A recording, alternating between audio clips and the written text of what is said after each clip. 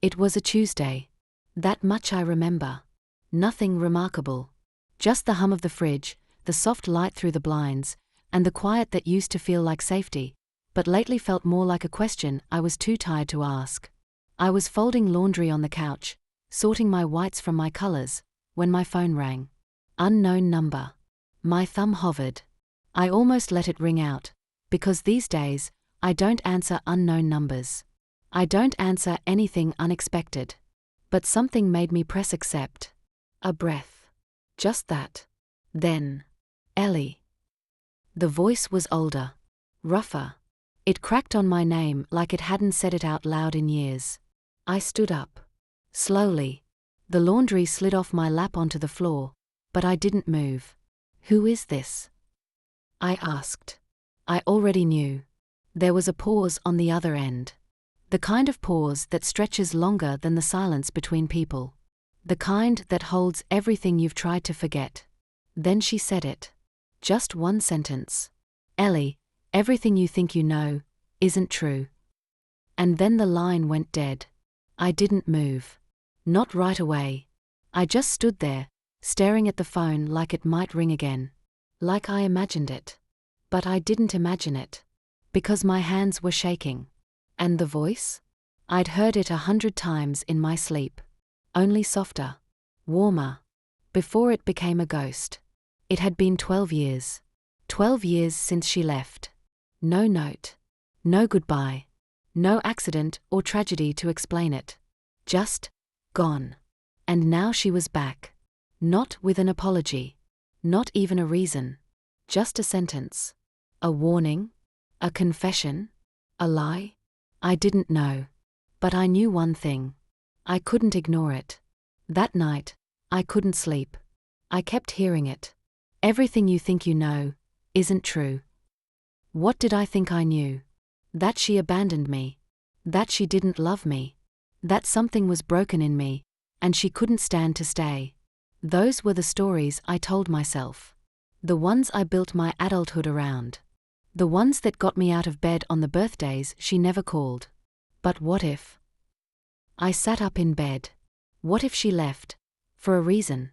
What if it wasn't what I thought? And what if she called me because something's finally changed? Or worse, because something's about to? I opened my laptop. Typed in her name. Klein Barrett. Nothing. No addresses. No photos. No job history. Not even a social media profile. As if she'd disappeared the moment she left me. But that sentence. That voice. That name. It was real. And I wasn't ready, but I knew I had to go back. Back to the house. Back to the place where everything stopped. Back to the version of me that still waited by the door long after it was clear no one was coming back. I packed a bag. Just a small one. And before the sun came up, I was driving. Out of the city. Past the miles of forgettable highway. Toward the one place I said I'd never return to. Not unless I had to. Not unless she gave me a reason. And she just had. The town hadn't changed. Not really. Same crooked sign at the edge of the road. Same shuttered gas station that looked like it had given up a long time ago. Same heavy stillness that made the air feel thicker the closer I got. I parked in front of the old house. I hadn't seen it since I was 19. But the paint was the same chipped grey. The front step still tilted slightly to the left, just like I remembered.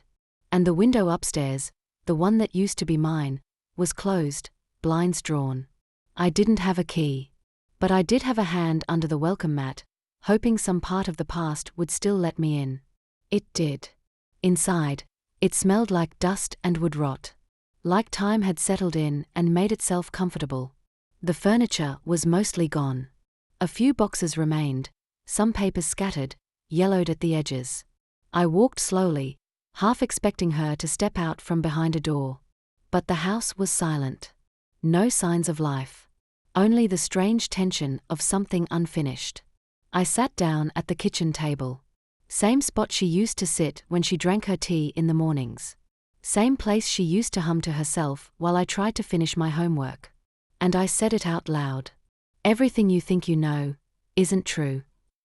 I let the words hang in the air, waiting for them to mean something. I pulled out my notebook. Started listing every possibility I could think of. Maybe she was forced to leave. Maybe she was protecting me from something. Maybe someone else was involved. Maybe she lied. That last one was hard to write. But I couldn't ignore it.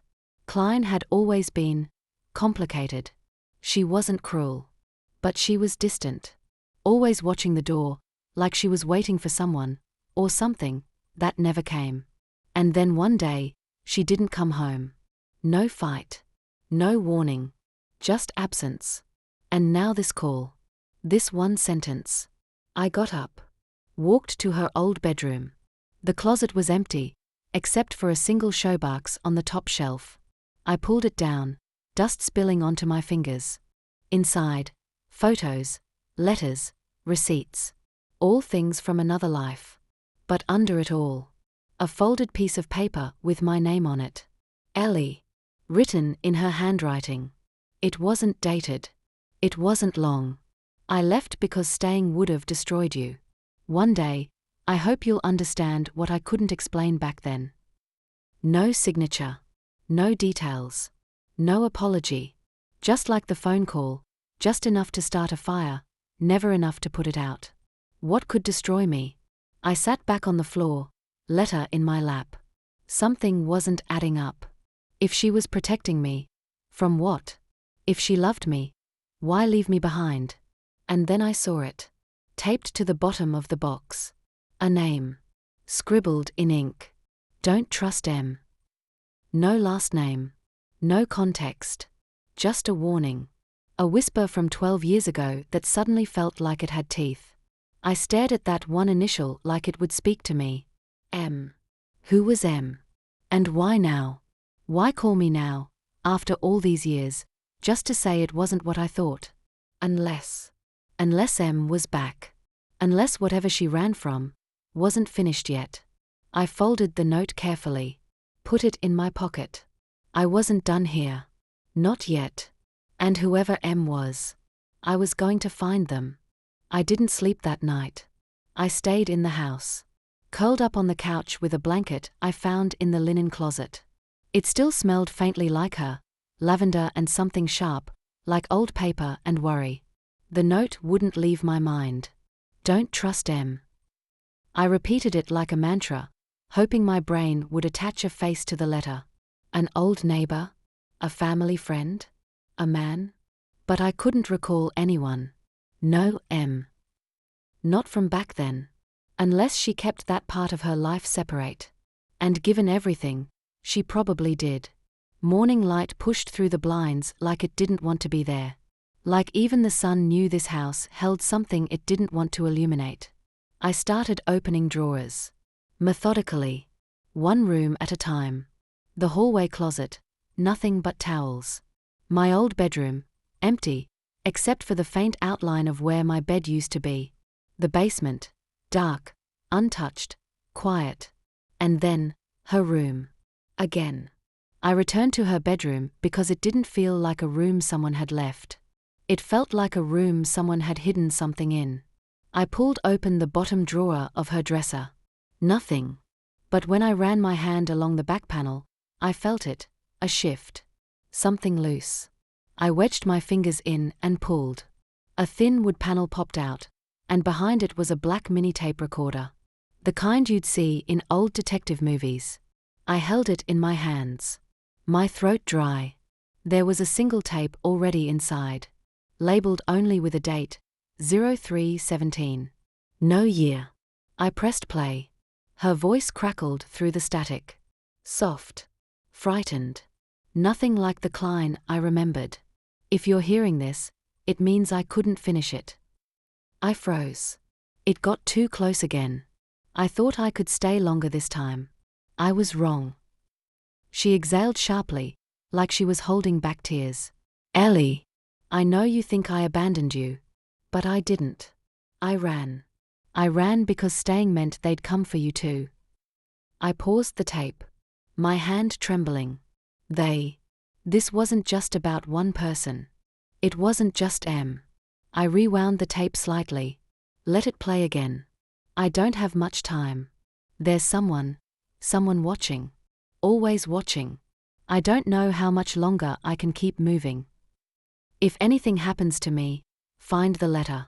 The one in the blue envelope. And whatever you do, don't talk to M. Not even if they say it's safe. Not even if they say they knew me. The tape clicked. Ended. No more. Just static. I sat on the floor, tape recorder in my lap, heart pounding in my ears. This wasn't paranoia. Not just fear. She was scared. Of something real. And the blue envelope, where was it? Had I already missed it? Was it still in the house? I searched everything again. Drawers.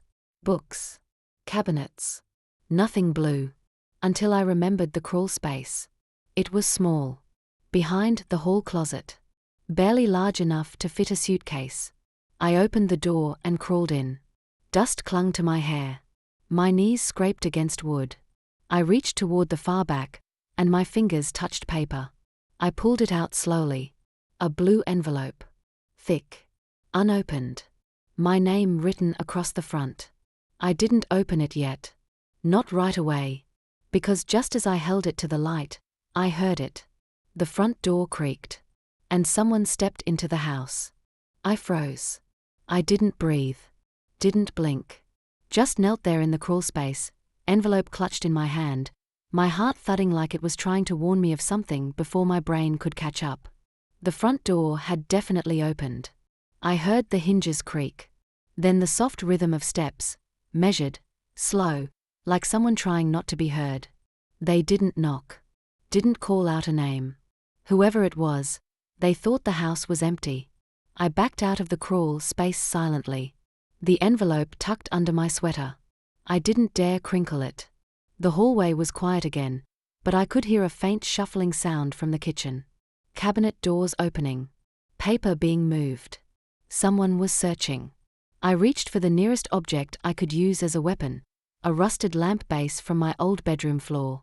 Not much, but it felt better than empty hands. I stepped into the hallway and took one step toward the kitchen. Then stopped. The figure turned. Not a man. A woman. Maybe mid-40s. Auburn hair tied back. Leather gloves. Calm. Too calm. She saw me. We stared at each other, both frozen. Then she said it.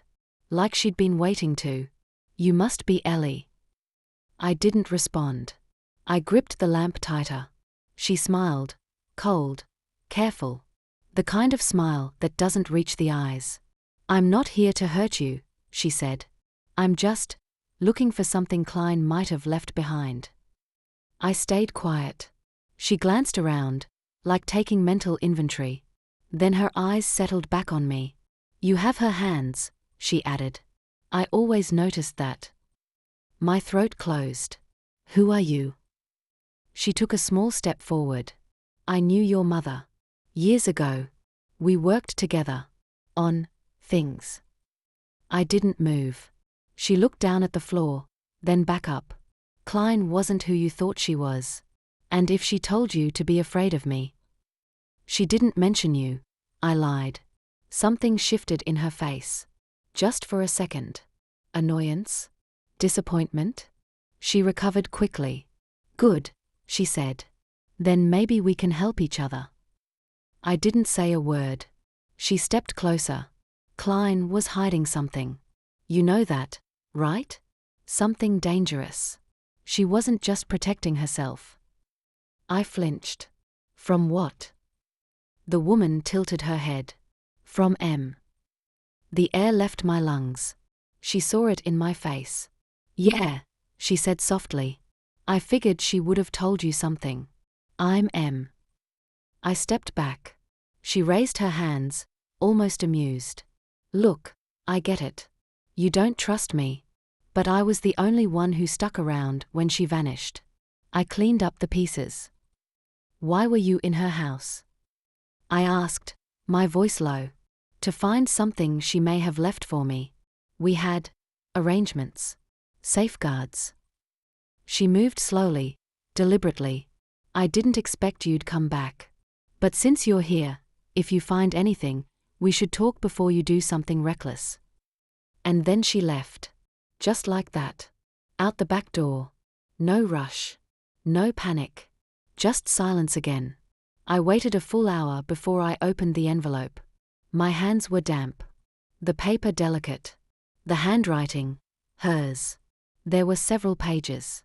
But one line stood out immediately, underlined twice. If M finds this before you do, destroy it. It was raining. Not the dramatic kind you see in movies. No thunder, no lightning. Just a cold, steady rain that soaked through your clothes and made everything feel heavier than it already was. The cafe was closed. Windows fogged. Lights off. But the side entrance was unlocked, just like I remembered from when Mom used to come here every Thursday. I stepped inside.